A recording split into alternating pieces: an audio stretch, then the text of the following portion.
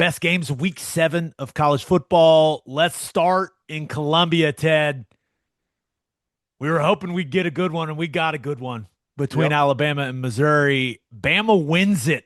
Another big road win for the Tide. They win it 27-24, and Ty Simpson's very good.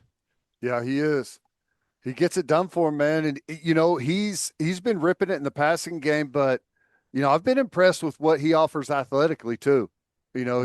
He's not just a pocket quarterback. Like he gets out on the run, he makes some plays, he picks up some critical first downs in the run game. He's a problem.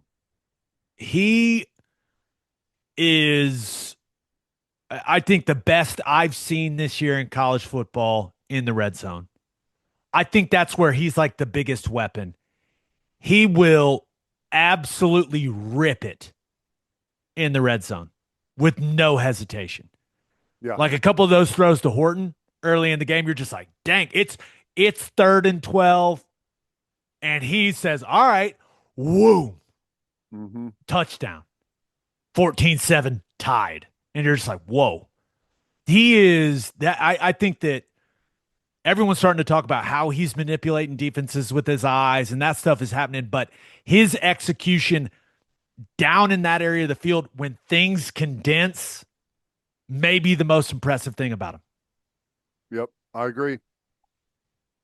Details. Red zone's all about details, man. Details, putting the ball where it needs to go quickly, efficiently, with some zip on it. Everything's condensed. Yeah, that's if you're going to be good, being good in the red zone is probably area number one you'd pick. Bama, they do a great job. Like it felt when Missouri stripped Simpson right out of the half and they went and scored to make it 17-17, like it felt like it was shifting to Missouri. Yeah. Place was going crazy, but Alabama, they do a really good job of answering. And I know that the talk of Bama right now is the offense. Ty Simpson and this offense and those wide receivers, but when they needed to get stops in the fourth quarter defensively, Missouri gets 4 possessions in the fourth quarter. Yep. Now they had a touchdown drive. The other 3, turnover on downs, 2 interceptions. None bigger, clearly, than the interception that put the game away.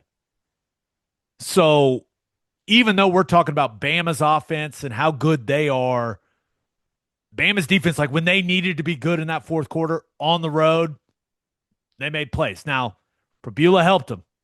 A little miscommunication there. But those were huge stops, like game-changing stops.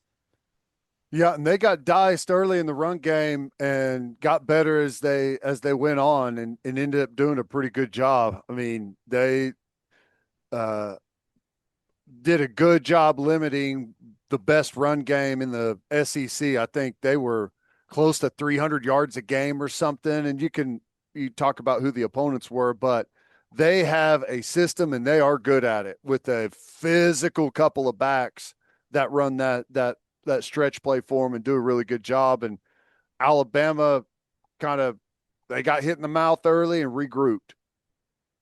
Ahmad Hardy, leading rusher in the country, ends up with 52 yards.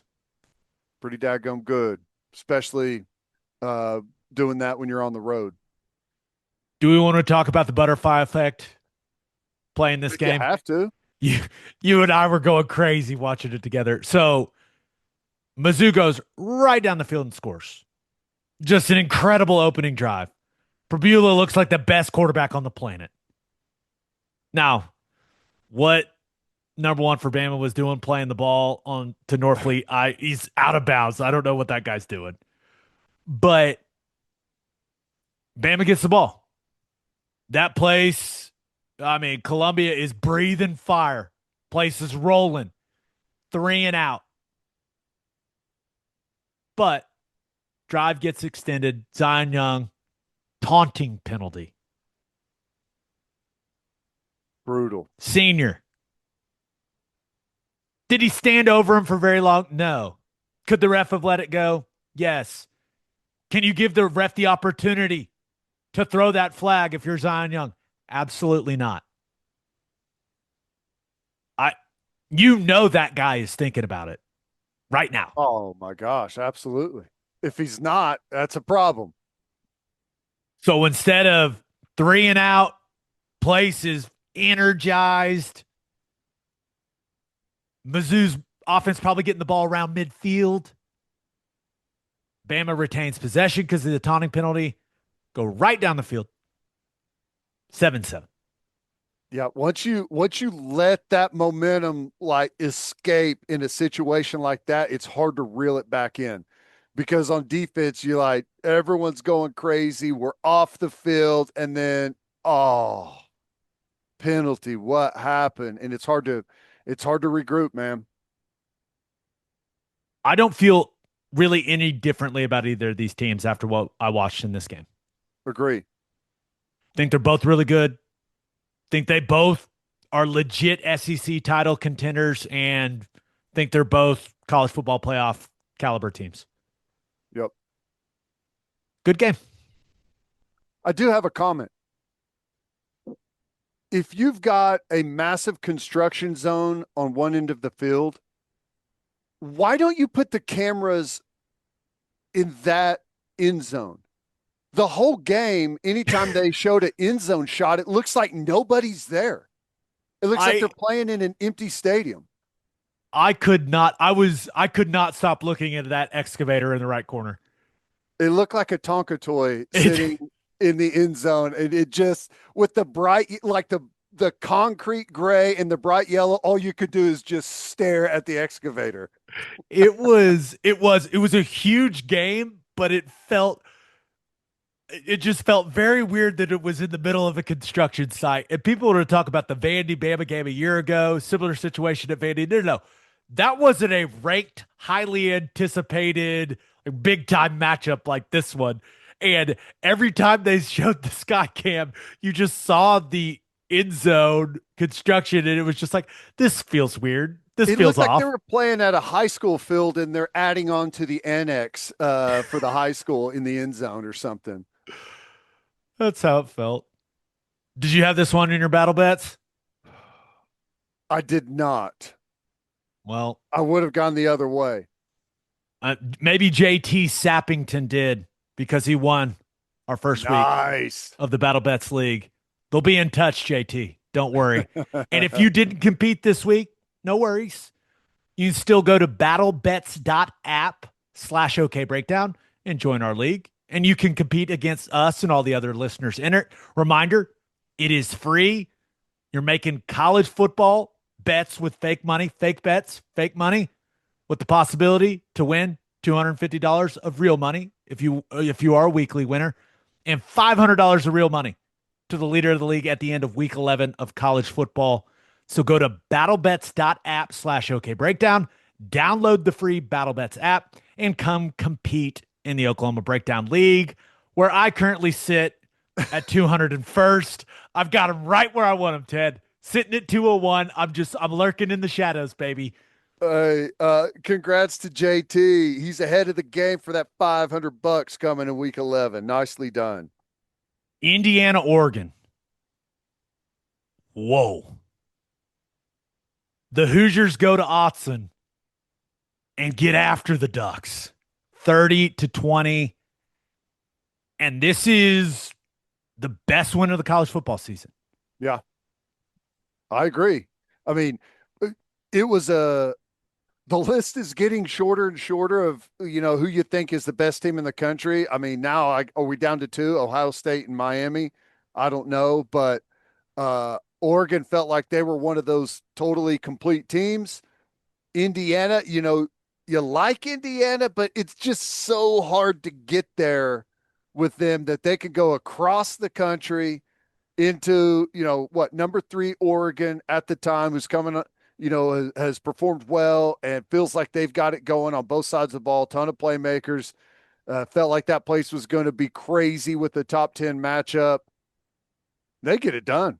I mean, and Cignetti's all fired up over there, going crazy on the sideline, ripping his team, ripping the officials. Awesome. Big time. everyone's going to talk about Indiana's offense, and rightfully so, man. Fernando Mendoza is fantastic. Now, he Hello, made one. Heisman list. Oh, yeah. He's going right to the top of that bad boy. Now, he made one bad mistake in this game, threw a bad interception. But other than that, that dude plays on time and he gives Cooper and Surratt opportunities to go make plays. And those guys win over and over and over again.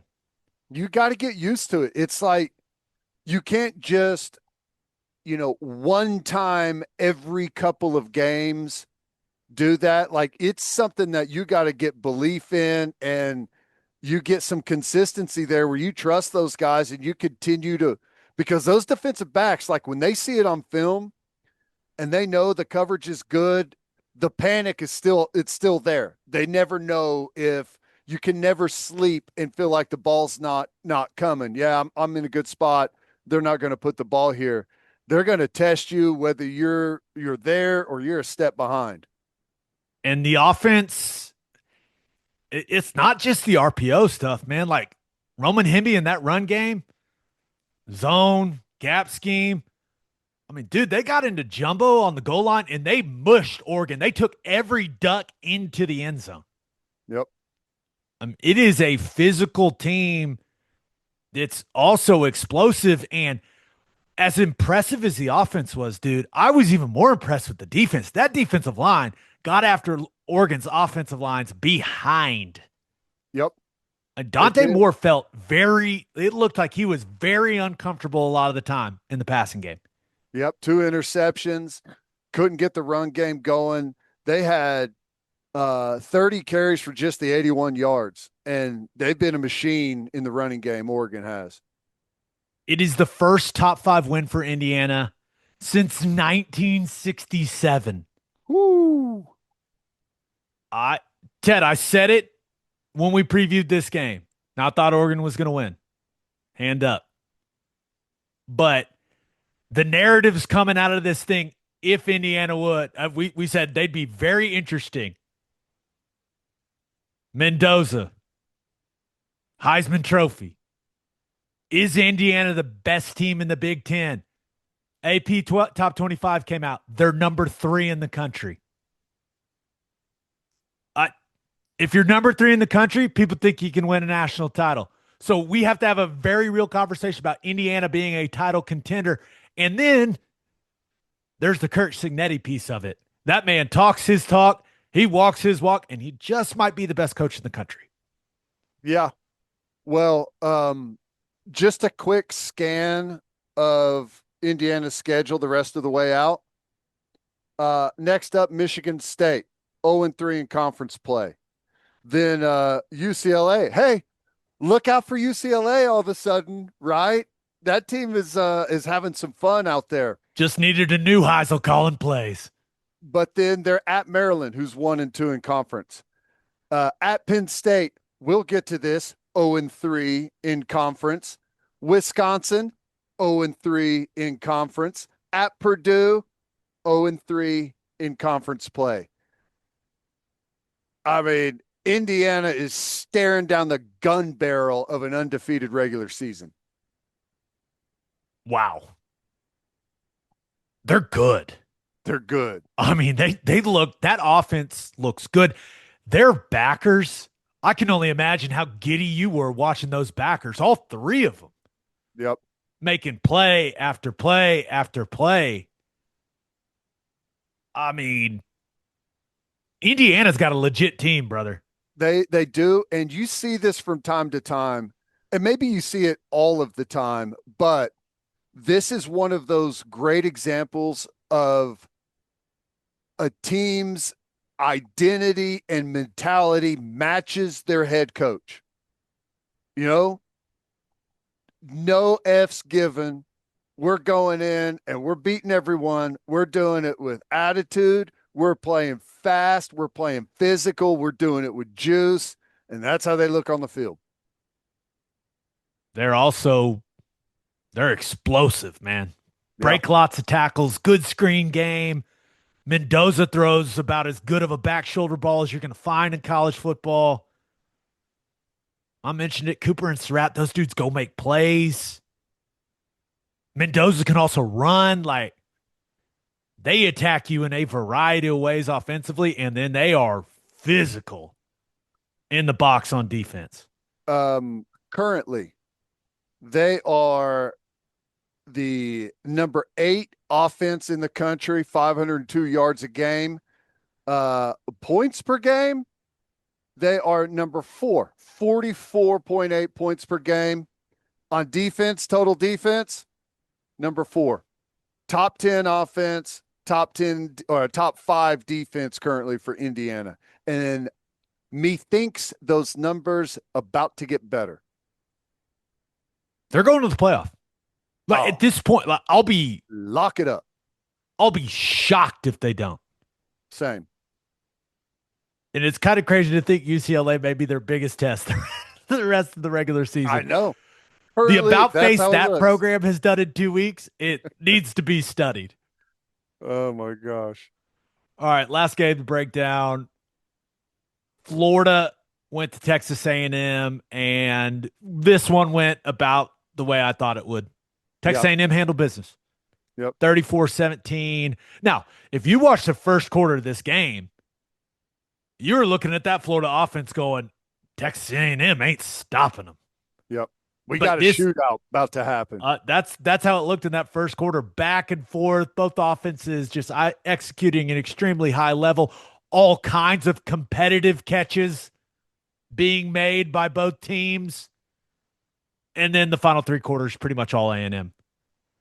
Yep. That offensive line for A&M is one of the best units in the country, and that gives them the balance they need, and it sets Marcel Reed up for success. Like, is he the most polished pocket passer you're going to see? No. But when he's comfortable, man, I like the fact that he takes the risks that he takes with the ball. Yeah. But what they run it for, like 183, 185. And because they run it so efficiently with Moss and Owens and how Reed factors in the run game, like their play action stuff, Reed's got a lot of time. Yep. In their extended play action stuff. And that allows him to just launch some deep balls. So he's getting it. It feels like it's still not where you want it to be, but like he's getting better as a passer, getting more comfortable. And it helps whenever your defense is as good as they are. Their defensive line can get it done. Cassius Howe, 8 sacks now. I think he's got 4 in their last 2 games. He's playing great. They're super physical and athletic up front, both on the interior and on the edge. They got it rolling. They're playing some good ball right now. And they've got an amazing home field advantage, despite everyone making fun of like they're a cult and all those things. Well, the cult shows up every damn weekend and makes that one of maybe the toughest place to play in college football when you combine 100,000+ in the defense that they play with. Do we need to become more cultish? Sure. Just people are wondering, like, clearly, but you're right. They bring it, from what I can tell from the couch, like they bring it every game. Yep. Now, clearly this was a big one. I'm still torn on whether I like the throwbacks or not. It was like a crimson and cream type of look. So I was like, that's kind of sweet. And then it was A&M.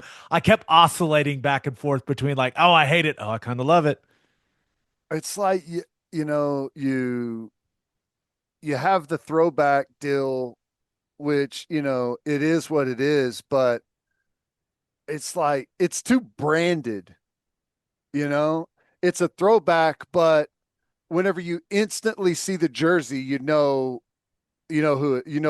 what brand it is. Does that make sense? Like, do you mean branded as like that's Adidas? Gross? Yes. Or okay, yeah. I mean, it's a throwback, but you instantly say it's Adidas, though. Like, which is not a good thing. We have to do the throwback, but there has to be this big Adidas spin on it, which, whatever you think of Adidas, I don't really care, but like for example, our throwback, like you don't, it looks like a cool throwback. The last thing you think of is like who makes it. But theirs is like instantly you have to know who makes it. Whatever. Small complaint, but it is what it is. The skinny A&M too, I wasn't a huge fan of. I don't know. They played well in them, so that's all that really matters, I suppose. Now, the interesting thing is they just had 3 home games in a row.